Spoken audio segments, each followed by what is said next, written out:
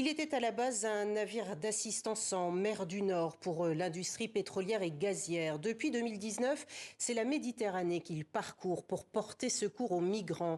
L'Ocean Viking, c'est son nom, est un navire ambulance affrété par SOS Méditerranée et au cœur d'un documentaire signé de la réalisatrice Muriel Cravatte, notre invitée. Merci beaucoup d'avoir accepté notre invitation. Vous nous proposez un 52 minutes en pleine immersion à bord de l'Ocean Viking, aux côtés des équipes, aux côtés des migrants également qui, année après année, jour après jour, fuient les conflits au Moyen-Orient et sur le continent africain pour tenter de gagner l'Europe.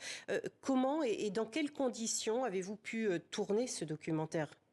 En fait, je suis partie pendant 2 mois à bord de l'Ocean Viking. Donc, j'ai suivi 2 rotations, 2 missions du bateau. Et voilà, et j'ai accompagné les marins sauveteurs dans leur travail de sauvetage, ce qui m'a permis de documenter ce qui se passait. Et ça donne un documentaire exceptionnel. On va en voir un extrait, puis on se retrouve juste après. Merci beaucoup.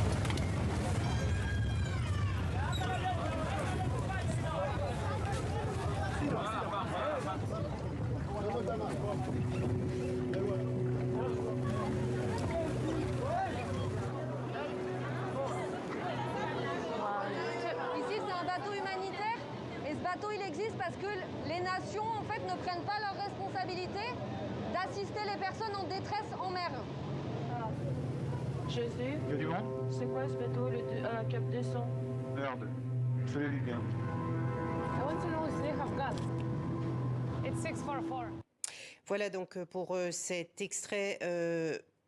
Aucun commentaire n'accompagne vos images, seuls des témoignages, essentiellement de femmes. On voit beaucoup de femmes qui parlent alors que des enfants, eux, ne parlent pas. Parce qu'on ne leur a jamais donné l'occasion en fait de parler. C'est ce que vous dites dans votre documentaire. Oui, alors il y avait ma volonté de donner la parole effectivement aux femmes qui sont souvent invisibilisées quand on parle de migration et qui elles-mêmes aussi s'auto-invisibilisent. C'est-à-dire que quand vous êtes sur le bateau, les hommes rescapés vont avoir tendance à venir vers vous pour raconter leur histoire. Les femmes en général, mais parce qu'elles sont sur leur trajet migratoire, victimes de violences systémiques, ont tendance à s'invisibiliser, à raser les murs en fait, à pas se faire remarquer. Donc voilà, moi j'avais la volonté vraiment de leur donner la parole. Il y a un lieu qui était tout à fait propice à ça sur le bateau, puisqu'il y a ce qu'on appelle le Women's Shelter, qui est réservé aux femmes et aux enfants. Aucun homme de l'équipe d'SOS Méditerranée ou parmi les rescapés n'a le droit de pénétrer dans cet endroit. Donc j'ai vraiment voulu passer beaucoup de temps à cet endroit-là. Et voilà, et les femmes qui en avaient le souhait, du coup, ont pu s'exprimer, raconter leur voyage. Pour ce qui concerne les enfants, oui, c'est ce qui explique un peu la sage-femme à un moment, et puis qu'on constate, c'est que c'est des enfants qui ont grandi, enfin les jeunes enfants qui ont grandi dans des conditions extrêmement violentes. Notamment au moment de la traversée de la Libye, mais parfois aussi avant.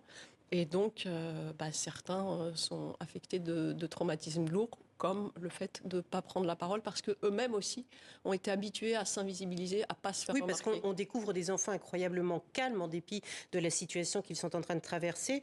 Et on découvre aussi que de nombreux enfants, en tout cas certains dans votre documentaire, sont le fruit d'un viol, d'une femme, des viols qu'elle raconte justement en toute confiance dans cette petite bulle réservée aux femmes que vous venez d'évoquer. Oui, tout à fait. Il y a des femmes qui arrivent. Il faut savoir que les violences sexuelles sont extrêmement fréquentes en Libye et même sur la route migratoire. Les femmes ils sont très exposées. Les hommes y sont également exposés, mais de façon moins systématique, on va dire.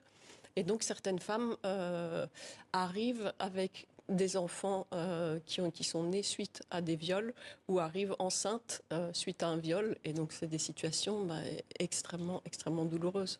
On est frappé effectivement par les soins, l'écoute apportée à ces migrants, à ces exilés d'ailleurs, comme les appelle SOS Méditerranée.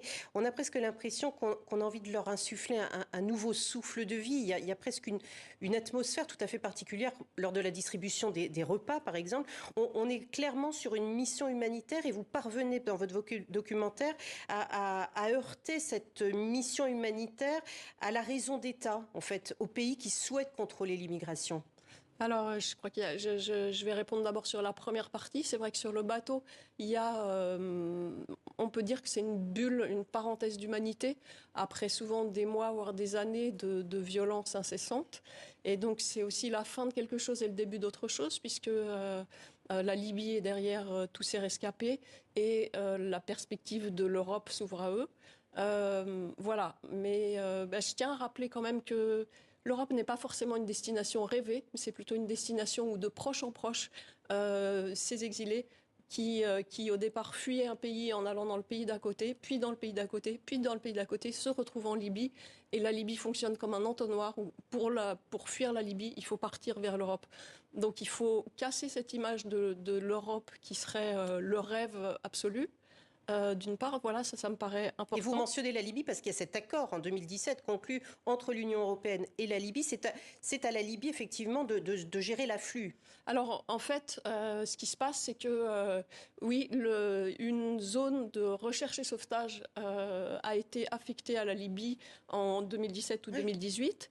Et donc, la Libye a une responsabilité, mais là, on arrive sur un paradoxe du droit, puisque la Convention de Genève ainsi que le droit maritime stipulent que, pour la Convention de Genève, on ne peut pas ramener des gens d'un pays qu'ils ont fui. Donc, quand les personnes fuient la Libye, c'est contraire au droit de les ramener en Libye. Donc, les interceptions faites par les Libyens et les retours forcés en Libye sont interdits et sont opérés par les Libyens à la demande de l'Union européenne avec les moyens financiers et opérationnels de celle-ci.